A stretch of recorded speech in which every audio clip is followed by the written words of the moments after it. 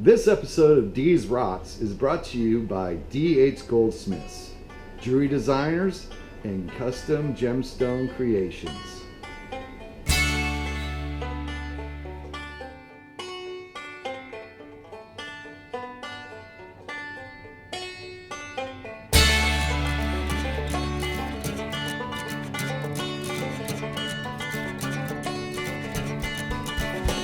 I'm high stepping, I'm coming through your town. I'm high stepping, listen for the whistle sound.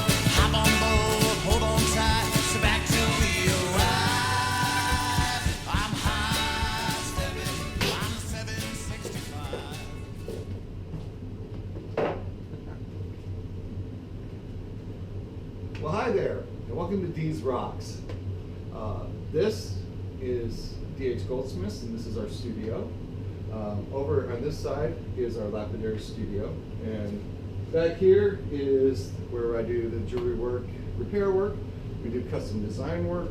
We do one-of-a-kind pieces, a lot of that type of work. So some gemology stuff that I do back there, some enameling, engraving. We do a lot of everything here. So but that's not what this is about. This place is really about these rocks, and that's what we're going to talk about today. But first, before you do anything, if you do us a huge favor and subscribe to our channel, that'd be awesome, because we've got a lot of great things planned for you guys, and we want to let you guys know about our upcoming events. We've got a lot of great things.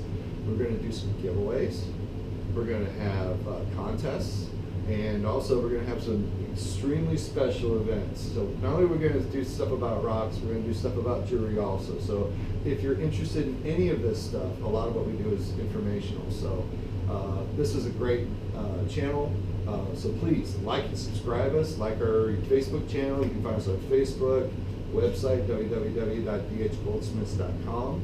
And so please hit the subscribe button and like us, and let us know how much you like us. All right. This program's about rocks. We love rocks. We especially like shiny rocks. So this episode, we are going to take you through the process of going from a rough stone, which this is lemon jade, to this beautiful finished cabochon. So Daniel, did you know the stone we used to make this episode came from our friends at the Three Rivers Gemology Society? Of course, we're also members of the Three Rivers Gem and Mineral Society. Yes, we are. The first thing we had to do was identify that beautiful green rock. I'm still sad. And that wasn't so easy. So in identifying the stone, what we did was we searched through our databases, and we went through all of our different catalogs and everything. And what we found out that the stone that we received is actually called Fuchsite. It is a form of mica, and it is a green form of what is also known as muscovite. All right, so we've condensed as much of the information as possible to the shortest time frame that we could, but it's still, calving is a long process. So I would suggest that you grab a drink, maybe a snack. 3D glasses are not required, but let's settle in and enjoy a beautiful evening of us talking about our favorite subject. Rocks!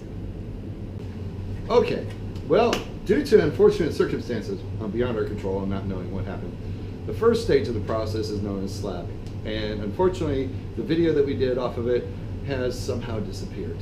But anyways, what we do is we take a rough stone like so. This is actually purple opal. And we take the rough stone like that and run it through an 8-inch blade.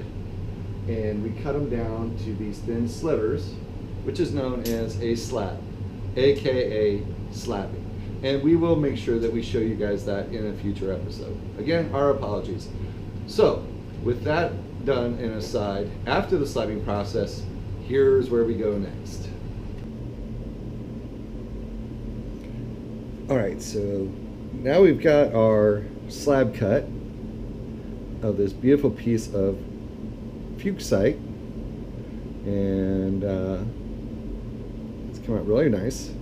And so what we did was we looked at the striations, and now we have our cabochon cut out here. So what we're going to do now is we're going to cut out the cab. This is the Taurus Gemini 3, and it's a ring saw. You notice it cuts from front, back, sides. It's just a ring that goes around, kind of like a jigsaw or a scroll saw. We can cut front, backwards, and sideways. So what I'm going to do now is I'm going to start cutting out the shape, and then we're going to get ready to dot.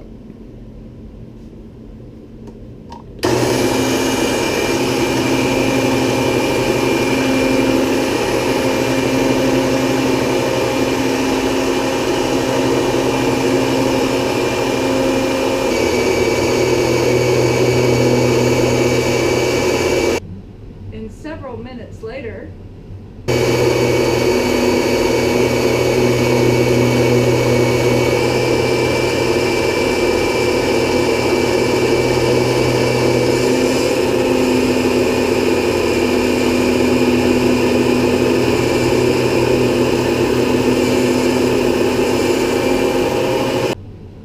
and several more minutes later.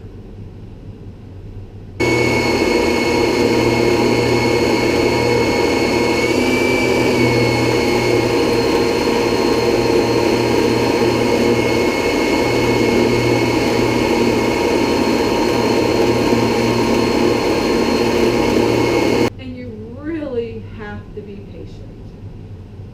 It takes a while.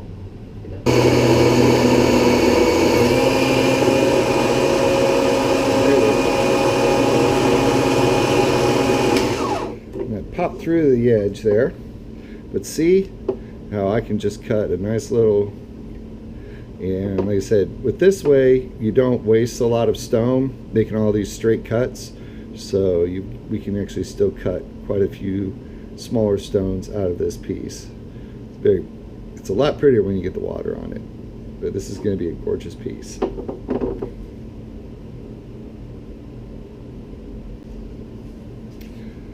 Alright, so I've already cleaned it up, taken all the rest of it off, so we've got a nice oval going on here. It's getting ready to go. So we got a little bit cleaned up on the edges. We'll just grind that off, that's easy to do. But now we're going to go to the dop. Alright, so here's what we got. We got our stone, and it's got the oval on here. And I got a little close on some of them, but it'll still be okay. We've got a good shape on it. So it's very thick, and that's what she wants. So that's what we're going to give her. And that's not a problem. So we got a nice thick belly on it. We got a nice flat back. So here's what we're going to do. We're going to put on the dot. Just a simple wood dowel. You know, we do that. You hear about people doing dot wax and everything like that. We're going to use Lapidary's secret weapon, super glue. Very simple to do. It's easy to take off.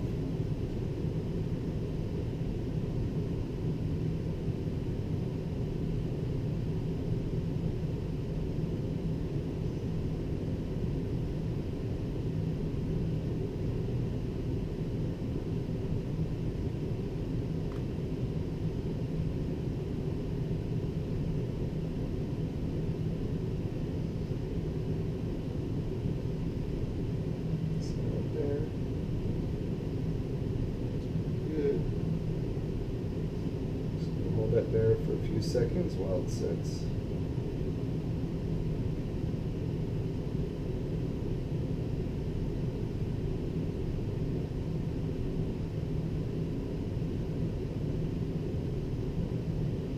And voila, we're ready to cab. Now and get it into our shape. We're going to mark a girdle out.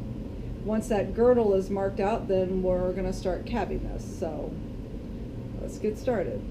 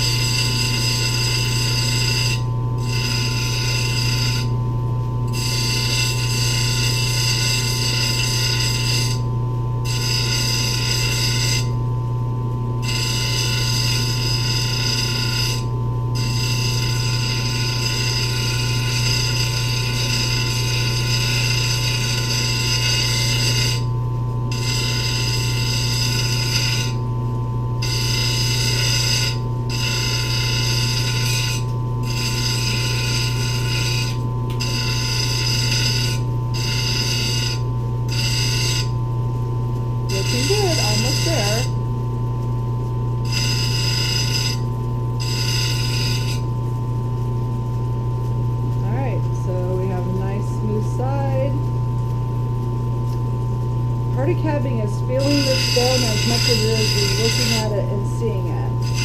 So don't be afraid to get your hands a little wet.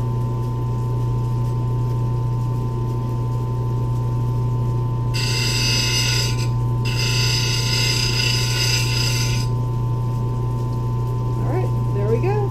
So now turn off the water, and I'm going to dry the stone off a little bit. And, all right, so we have our compass, and this one's actually excellent because it comes with the lead preloaded. And I kind of set the width of what my girdle is going to be. So since this is going to be such a big cab, I'm going to make it a little bit bigger than normal, but the girdle is where, if you're going to set this in a piece of jewelry, the girdle is what sets it so that you can bezel it, and normally where the girdle sits, that would go underneath the bezel. So this one I'm going to make a little wider. You always have the option to grind it down past the girdle, but I always start with, where am I starting from? So here we go. And this technique, Daniel figured this out, and we were trying to take plastic to mark these before, and then he whipped out this little tool, and it's been amazing ever since. So there's my girdle that will kind of stay straight just like this, and then all the water. First thing we're going to do is we're going to start taking this top edge down at a slight angle. We're going to continue, so if this is my wheel, we're going to continue turning the stone at an angle, and then as we complete one rotation, we'll angle the stone up a little bit more and go around.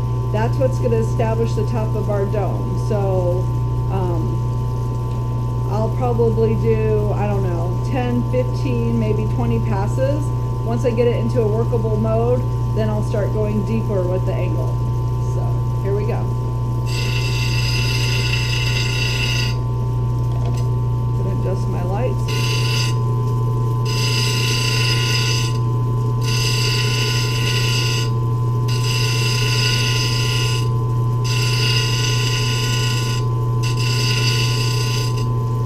All right, so you can start seeing that little bit of a angle shape taking over. We're going to just keep doing this until we get down to a point where we believe we've got a good nice dome shape, and then we'll come back up to the top and go all the way back down again.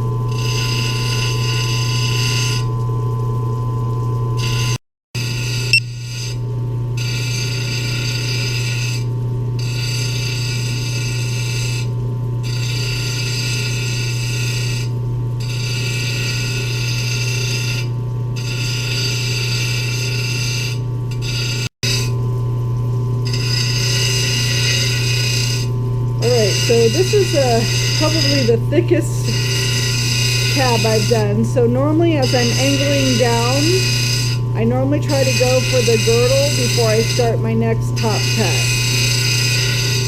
And this one is probably the thickest one I've done, but I'm really enjoying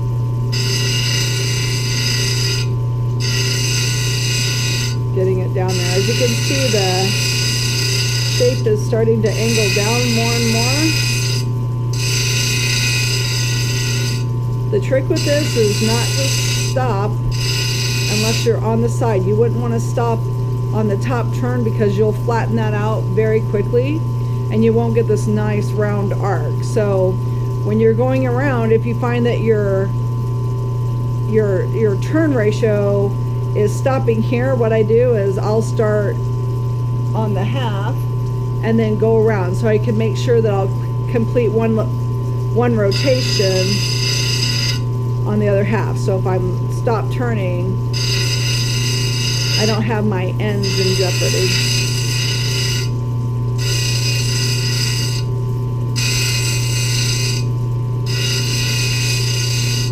We are almost there.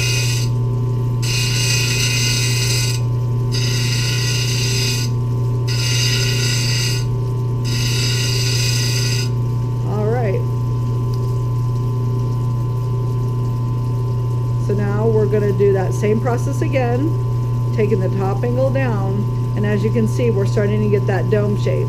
So the idea is by the time I get done, I'll have a perfect round top with no flat spot right there. And this is going to be an absolute beautiful stone. So as we get into the next layer, some of our striations and the different markings, you'll start coming to see that through.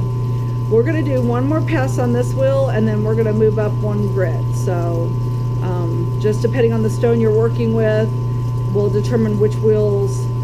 Sometime if I have a really soft stone, I'll go ahead and start on this one, but since this one seems to have a little bit of hardness to it, we're going to continue on this one.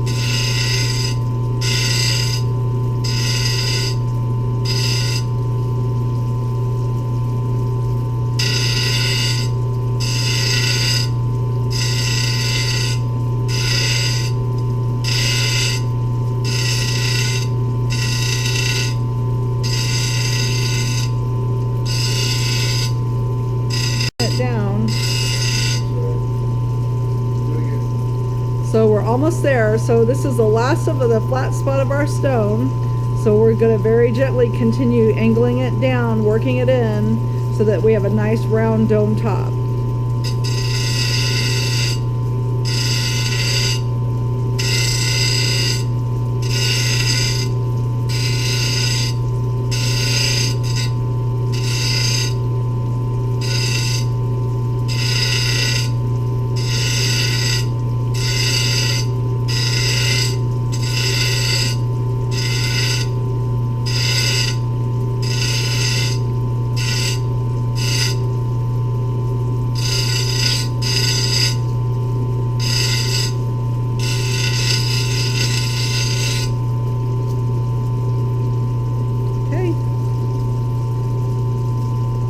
Looking pretty good.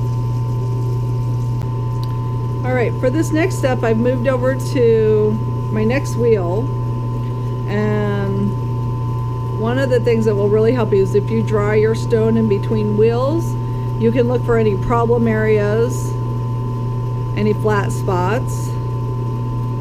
But it looks like we did really good on the grinding. I don't see too much concern. I'm just gonna trim it, you know, grind it a little bit through here, see if we can get a more, it's kind of looks like more of a dome shape. I'm gonna just slightly bring this down. So this one isn't cutting near as much as the first wheel was, and you can definitely hear the difference between the different grits.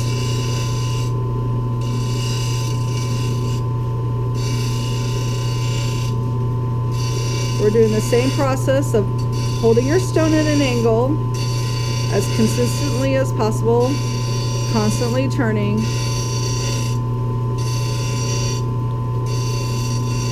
So you don't get any additional flat spots.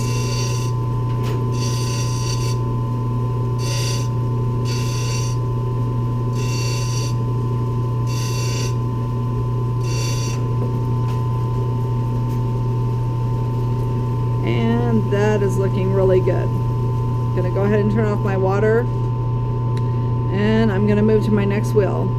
Now this one, really you'll start this to see the polish come through. This one will start removing all these little scratches. That's what makes it look cloudy, and it will continue shaping the stone. So as we go down in wheels, less and less of the stone comes off, so each wheel will work a little bit harder on, or longer with. But this is really turning out to be a beautiful stone. Just remember when you're carving these things to stop, dry your stone off, take a look at it, look for any flat spots. But the key is to take a dry cloth, dry it, because the water that lays on it will hide imperfections, and you really want to get those out of your stone. So move it on to the next wheel.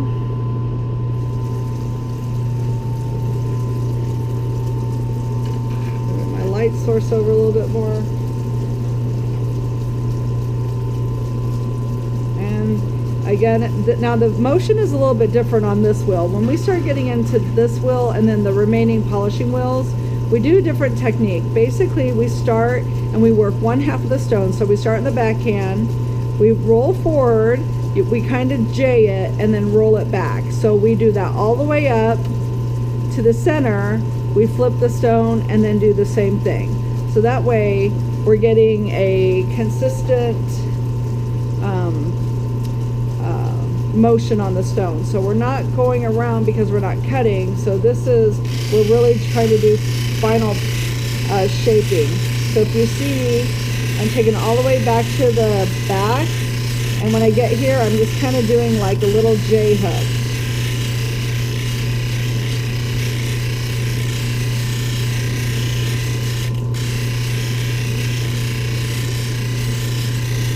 And I'm only going to the top of the stone.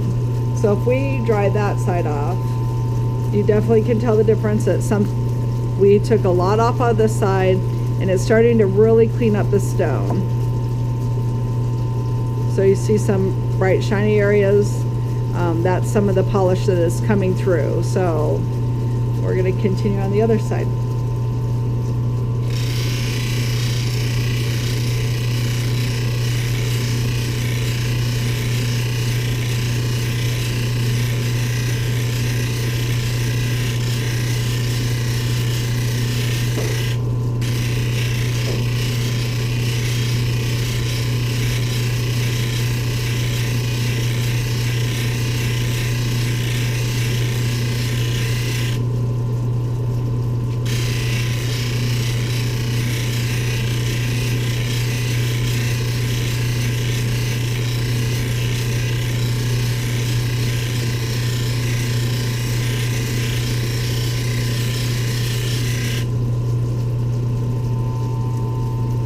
The other way I like to go is I like to go this way on the wheel, so that gives me more of that rounding effect across the dome. And again, I work half of the stone.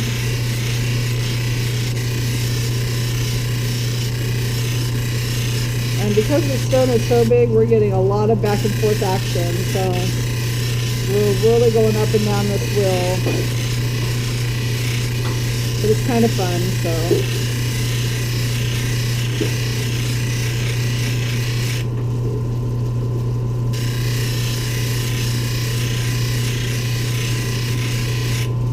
And you can see more of that color starting to really pop out. The more we work down, the more we start eliminating scratches,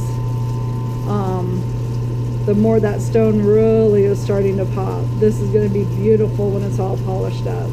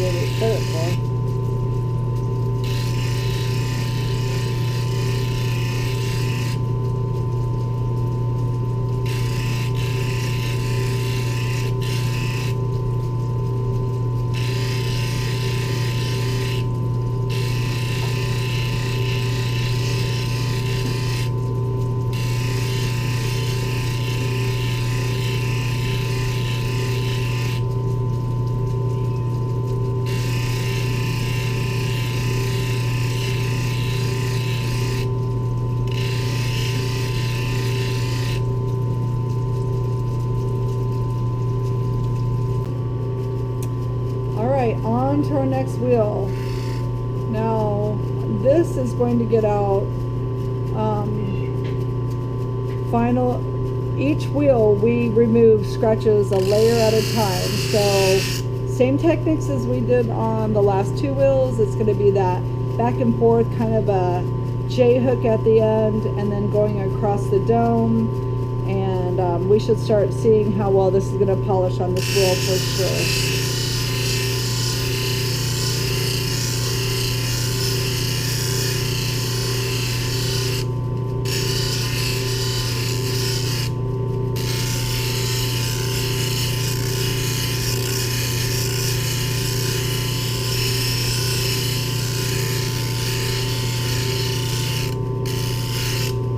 Done this side, the darker green side. We're going to flip it over and work on this white side now.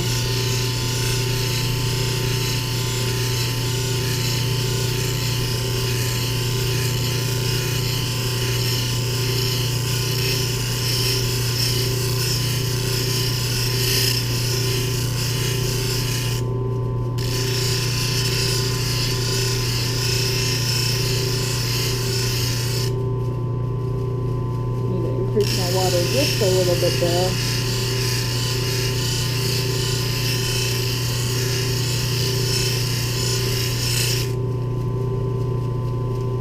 Alright.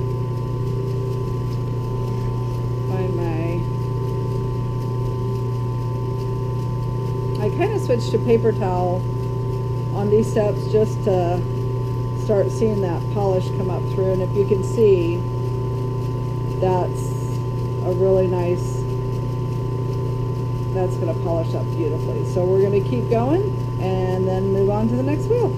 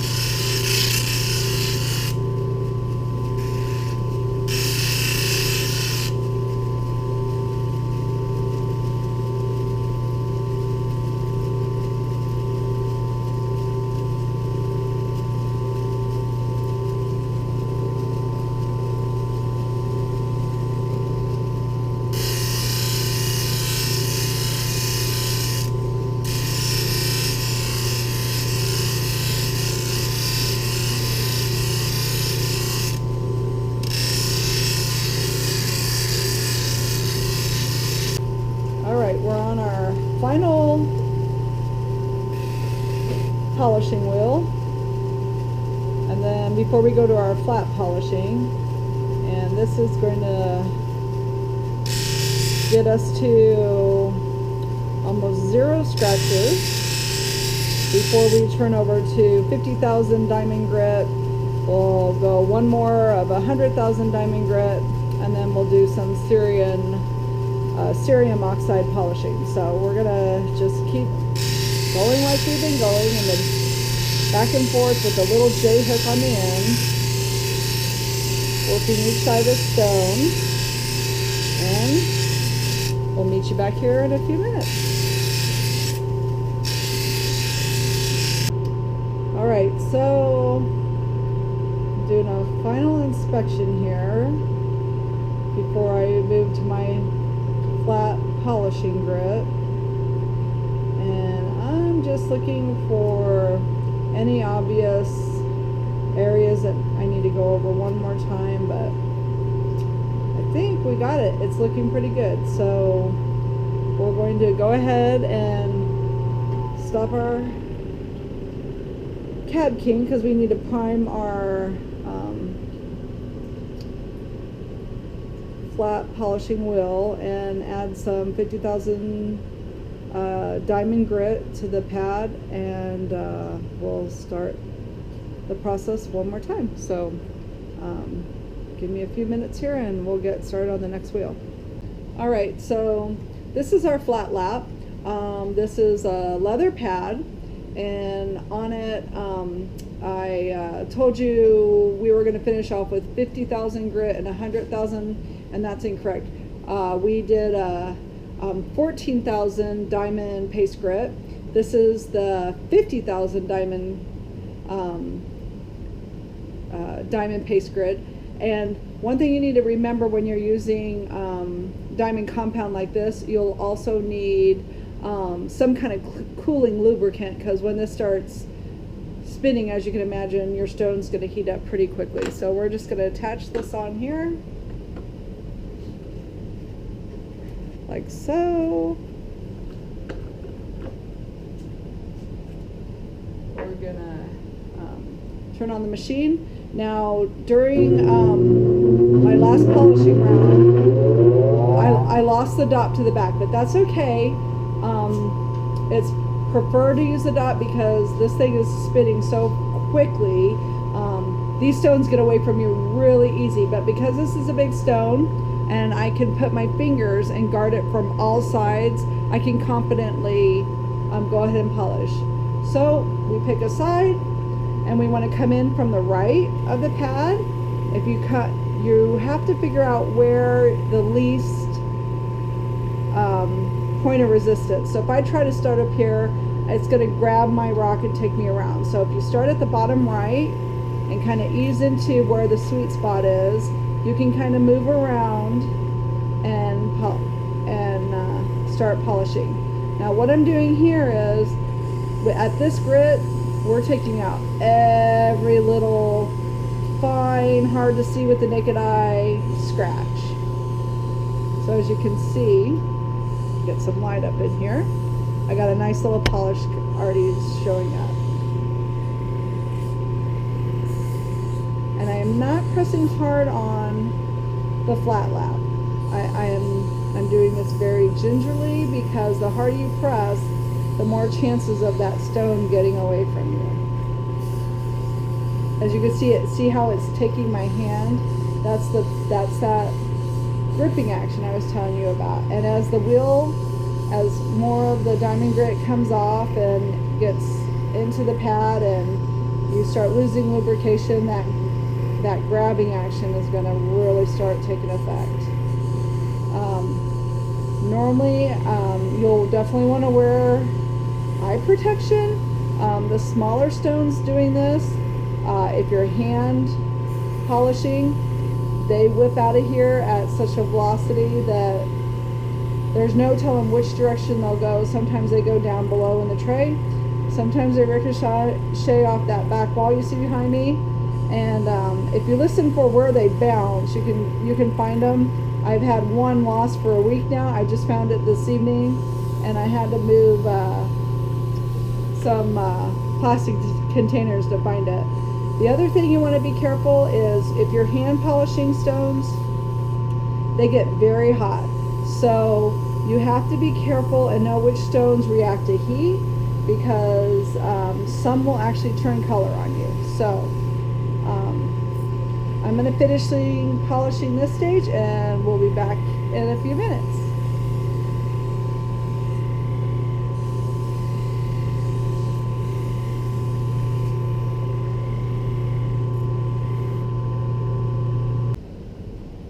Alright, so we're on our final flat lap, and it's got a cerium oxide powder on it. And if we take a look at our stone, we've got a really nice finish on it, but here at DH Goldsmith, we like our gemstones to have mirror finishes, so we finish off with a leather flat lap, cerium oxide on it, and do the final polishing, and that's the final stage. So we'll get going here.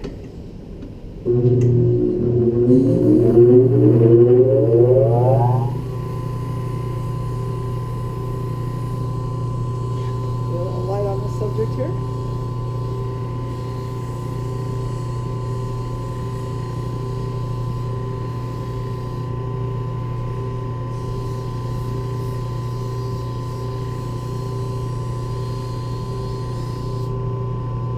Same rules apply when you're working with the cerium oxide. You want to go to the lower right part of your flat lap, and you want to make sure you've got your stone gripped well on all sides, and a very light touch when you're going over the leather pad. You work your entire stone, and I think you'll be very happy with the end result.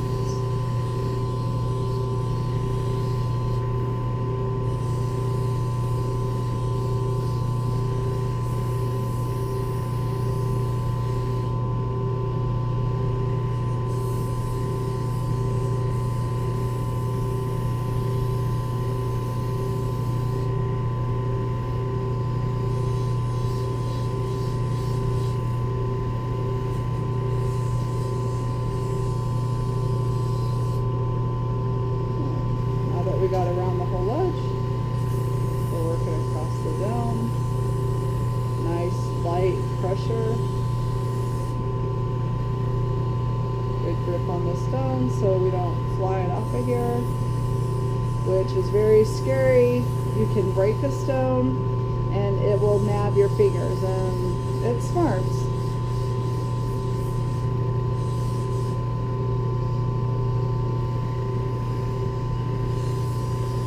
If you're finding your cerium oxides getting really dry, and go ahead and spray your lap with a little bit of water. You can either do a spray bottle, or we have a nice little pump there. But as you put that water on, it will grab your stone again. So until you work it into a good consistency, and this is definitely your combination, your choice, your preference. What we do here at DHGoldsmiths works really well for us. Something different might work different for you. I know there is a lot of information on the internet on how people polish, what they use. Some people use felt pads, some use canvas, some use leather like we do. So it really depends on what you're looking for your final polish. So explore, experiment, and have fun with it.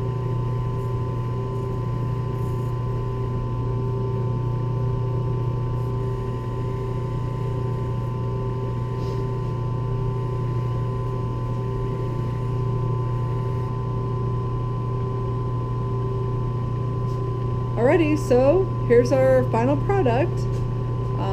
We went from rough, dull, to this nice shiny glass finish. So we hope you guys enjoyed this video, and like I said, hopefully you learned a lot about the process of taking a stone from rough all the way to a cabochon. And Dawn really hope you, I know she loved it. She really, really does. She's camera shy, so unfortunately we didn't get any pictures of that. But anyways, again, if you guys enjoyed what we provided for you, please subscribe, like our page, and stay tuned, because hopefully we're going to bring you a lot more stuff. We've got other projects coming up that we'd like to talk about, showing some different techniques. So thank you for watching. This is Deandra. I'm Daniel. This is DHGoldsmiths, and these rocks.